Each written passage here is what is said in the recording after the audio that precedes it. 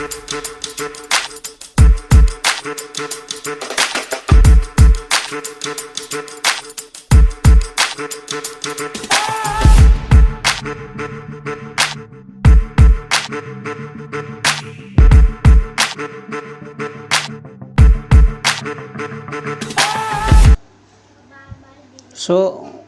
Now we will see soil formation. अब हमारा next topic है वो है सॉइल फॉर्मेशन के बारे में। So dear students, now we will see about soil and its formation. So generally the part of the surface of the earth where in the vegetations grow is known as the soil. So soil क्या होती है वो आप लोगों को बेहतर रूप से यहाँ पे जानकारी मिल सकती है। तो ये एक सरफेस जो होती है आपके अर्थ की, तो वो उसकी ऊपर की जो लेयर होती है वो मिट्टी ही आपके सॉइल है, वो सॉइल ही रहता है, वो ही सब कुछ है। The soil is the thin layer composed of various elements on the surface of the earth. Earth के ऊपर जो सरफेस होता है वो उसमें बहुत सारे कंपोजिशन होते हैं, बराबर। केवल मिट्टी ही हमको नज़र नहीं आती, उसमें बहुत सारे एलिमेंट्स आपके मिक्सड होते हैं। Minerals, humidity, humus and air are mixed up in it. The parental rocks lie below the soil. Soil is formed due to material available through the denudation. जो denudation process होता है उसके द्वारा आपके soil का निर्माण होता है। Biotic remnants, humidity and air get mixed up with it. In other words, the soil is a natural mixture of minerals and biotic elements which have the capacity to grow and develop vegetations। तो यहाँ पे एक definition यहाँ पे दी हुई है, ठीक है। तो सॉइल की यहाँ पे बहुत अच्छी सी डेफिनेशन हम देख सकते हैं कि दूसरे शब्दों में हम सॉइल को एक प्राकृतिक मिश्रण कह सकते हैं जिसमें बहुत सारे खनिज और जैविक जो तत्व होते हैं वो मिक्स किए होते हैं, यानी मिश्रित होते हैं। यानी कि हम इसकी सीधी सी डेफिनेशन ये समझ सकते हैं कि ऐसा प्राकृतिक मिश्रण है जिसमें आपके खनिज और जीवित या फिर जैविक तत्व मिश्रित होते हैं और जिसके अंदर प्राकृतिक वनस्पति को या फिर प्राकृतिक वनस्पति की वृद्धि में जो सहायक होते हैं, जिनके अंदर क्षमता धारण किए हुए होते हैं, तो वो आपके मिट्टी या रेत या मृदा कहलाते हैं, ठीक है। ये बहुत ही एक हाई टेक्निक वाली डेफिनेशन आप लोगों को मैंने दी है, इसको रिपीट करके देख लेना, सुन लेना, अच्छा सा है ये। And now we will see the soil and some its types. तो सॉइल के बारे में और डिटेल में और डीप में हम पढ़ते हैं बच्चों।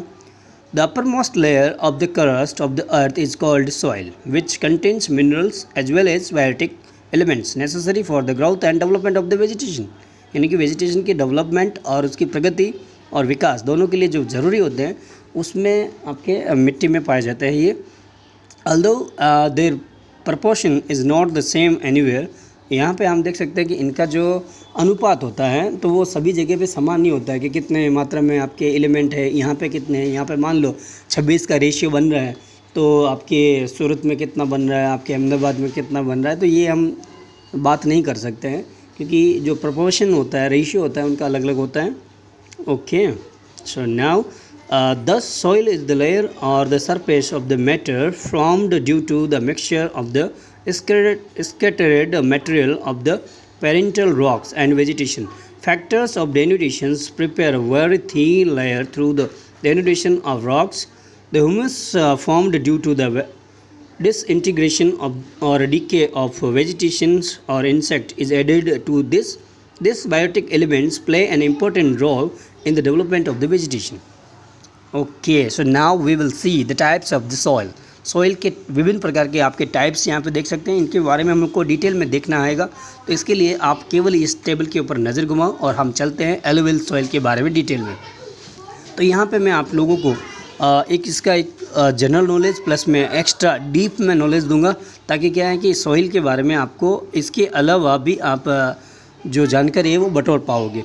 तो एलुवियल सॉइल यानी जलोढ़ मृदा, तो यहाँ पर मैं लिख के बताऊँगा आपको, ताकि क्या है कि आपको पता चलेगा। यहाँ पे सबसे पहले हम बात करते हैं एलुवियल सॉइल। एलुवियल सॉइल को हम बोलते हैं जलोढ़। अब यहाँ पे हिंदी में आपको पता चल जाएगा कि जलोढ़ का मतलब अर्थ ये होता है कि जल वाली मिट्टी, यानी कि जिसमें पानी रहता है, यानी कि जल यानी पानी, ठीक है। तो जलोढ़ मिट्टी इसको बोलते हैं जलोढ़ मृदा। ठीक है, जलोढ़ मृदा। एलुवियल सॉइल को बोलते हैं जलोढ़, ये ढ है, ढ से ढक्कन, ठीक है।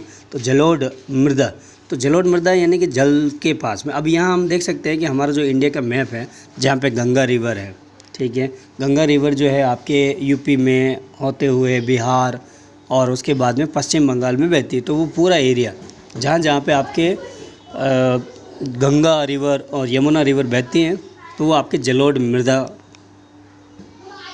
आप कह सकते हो उनको, वहाँ पे जलोढ़ मृदा पाई जाती है। प्लस में हम यहाँ देख सकते हैं एक हमारे पास में और नदी है ब्रह्मपुत्र रिवर, जो आसाम से शुरू होती है, वहाँ से अरुणाचल प्रदेश से शुरू होती है और आसाम में होते हुए आपके पश्चिम बंगाल की तरफ बढ़ते हुए ये बांग्लादेश में मर्ज हो जाते हैं पद्मा के रूप में।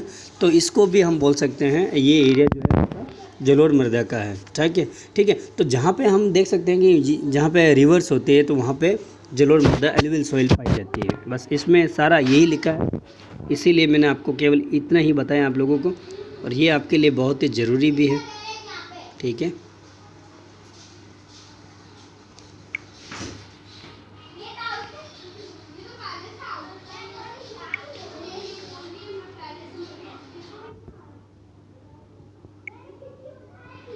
ओके, आगे बढ़ते हैं बच्चों। इसमें कुछ टेक्नोलॉजिकल डिफेक्ट आ गया है, तो देखते हैं। View, yes, view, yes. So यहाँ पे अलुवियल हो गया, और यहाँ हम इसका मेन पॉइंट देख सकते हैं कि 43% आपके एरिया को, इंडिया के एरिया को कवर करती है, बहुत ही बड़ी मात्रा में, ठीक है।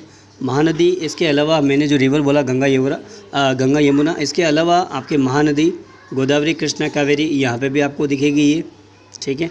और ये देख सकते हो आप यहाँ पे येलो जो जोन है आपका, पूरा येलो जोन, वहाँ पे आपको अलुवियल सॉइल नज़र ही आएगी, ठीक है। आगे बढ़ते हैं बच्चों। रेड सॉइल, अब यहाँ पे जहाँ पे भी रेड दिखाई दे रहा है, मैं बता सकता हूँ आपको कि यहाँ पे रेड सॉइल है, ठीक है। लेकिन बच्चों रेड सॉइल के बारे में आप देखोगे तो दो बातें ध्यान रखनी है। एक तो ये 19% एरिया को कवर करती है इंडिया के। यहाँ पे मैं परसेंटेज बोलूँगा तो ये पूरा इंडिया से रिलेटेड ही है, इंडिया के कॉन्टेक्स्ट में ही मैं बात कर रहा हूँ। तो आपको ये याद रखना है कि 19% ये है, वो 43 था, आप 45 तक लिख सकते हो, और ये आपके 90 यानी कि 20 के आसपास लिख सकते हो आप, ठीक है। तो इसके बाद में ये जो है आपके राजमहल हिल्स बुंदेलखंड में, और इसमें एक बहुत ही ज़रूरी बात है, वो ये है कि क्यों ये लाल होती है। रेड सॉइल है तो लाल मिट्टी या फिर लाल मृदा हम बोलते हैं, तो लाल क्यों होती है, तो इसके अंदर आयरन पाया जाता है, ये याद रखना, आयरन की उपलब्धता की वजह से। तो यहाँ पे आप लिख सकते हो because of the quantity available in the soil of iron it is known as red soil, ठीक है। यहाँ पे आवाज़ें बहुत है, तो आप बच्चों चिंता मत करना, अब अपना फोकस पे ध्यान दो अब यहाँ पे। तो ये है, और crop like millet, cotton, wheat, jowar, linseed and groundnut, potato etcetera are ground in this soil. इस मिट्टी में आपके ये कुछ फसल है, इनके बारे में हमने बातचीत की थी 10th चैप्टर में। हमारा जो चैप्टर था 10th जो एग्रीकल्चर से रिलेटेड था, तो यहाँ पे आप इसका एग्जांपल डाल सकते हो। ओके, तो राजस्थान में और कच्छ और यहाँ पे ये मिट्टी आपके पाई जा सकती है। एंड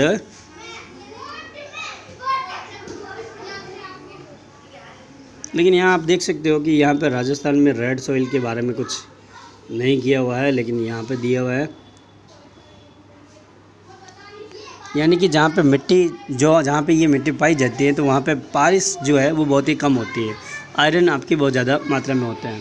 अब हम देखते हैं ब्लैक सॉइल के बारे में। ब्लैक सॉइल, इसको रेगर सॉइल भी बोलते हैं, और ये 15% एरिया को कवर करती है, ठीक है। और ये डेक्कन लावा के पास होती है। Such soil is found in entire Maharashtra, Madhya Pradesh, Andhra Pradesh, certain part of Karnataka, in एरियो में आपके पाई जाती है। और गुजरात में हम देखते हैं तो सूरत में, भरूच में, नर्मदा, बड़ौदा, तापी, डांग जिलों में ये पाई जाती है। Lava rocks and climate play an important role in this formation of such soil, and there is a more proportion of iron, lime, calcium, potash, aluminum, magnesium, carbonate in this soil। इसमें इतनी मात्रा में ये चीज़ें पाई जाती हैं। Crops like cotton, linseed, mustard, groundnut, tobacco, urad etcetera ground in this soil. और ये कपास के लिए बहुत ही ज़्यादा ज़रूरी है, ठीक है। कॉटन के लिए ये जो है ना कॉटन सॉइल के रूप में भी जानी जा सकती है, इसको हम कॉटन सॉइल भी बोल सकते हैं, और रेगुलर सॉइल इसका दूसरा नाम है। तो ये बहुत ही इंपॉर्टेंट सॉइल है आपके, ठीक है। बाद में हम पढ़ते हैं लेटराइट सॉइल के बारे में। तो लेटराइट के लिए आप देख सकते हो जो केसव जो होता है, केसव यानी आपके काजू मिट्टी, ये हम बोल सकते हो इसको यहाँ पे। लेटराइट सॉइल जो है वो लेटराइट यहाँ पे लेटर से बना है, जिसका मतलब होता है ब्रिक यानी ईंट। तो ईंट की ये मिट्टी होती है, ईंट जैसी दिखती है। आपके केरला में बहुत बड़ी मात्रा में ये पाई जाती है और ये केसव के लिए बहुत ही ज़्यादा इम्पोर्टेंट है। And paddy, ragi, sugarcane, tea, coffee केसव के लिए भी बहुत ज़रूरी है ये। और इसमें कुछ आपके इम्पोर्टेंट नहीं है। अब हम देखते हैं डेजर्ट सॉइल, जो आपके रेगिस्तानी मिट्टी जो होती है उसको डेजर्ट सॉइल बोलते हैं। ये रेगिस्तानी एरिया में पाई जाती हैं। आप देख सकते हो कि राजस्थान, हरियाणा और सदर्न पार्ट ऑफ पंजाब में ये आपको सॉइल मिल जाएगी। गुजरात में अगर देखते हो तो आपको ये सौराष्ट्र में कच्छ है, वहाँ पे आपको मिलेगी। और इरिगेशन फैसिलिटी बहुत ही यहाँ पे रिक्वायर्ड रहती है, क्योंकि ये डेजर्ट होती है, ड्राई होती है आपके, इस वजह से यहाँ पे इरिगेशन बहुत ही ज़रूरी है।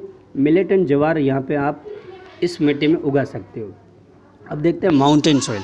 तो माउंटेन सॉइल जो है वो आपके होते हैं माउंटेन यानी कि पर्वत, जो पर्वतों में मिट्टी पाई जाती है उसको बोलते हैं माउंटेन। ठीक है। तो पर्वतीय एरिया में आप देख सकते हो यहाँ पे 2700 से 3000 मीटर की ऊंचाइयों पर ये आपके हिमालय के ढलानों में ये पाई जाने वाली मिट्टी है। It's layer is very thin and under developed होती हैं। एंड दार्जिलिंग में, आसाम में, उत्तराखंड में, हिमाचल प्रदेश, कश्मीर में आप ये मिट्टी देख सकते हो। In Himalaya the soil is found generally altitude in the region of fine and shade trees, यहाँ पे आपको ये सॉइल मिलेगी।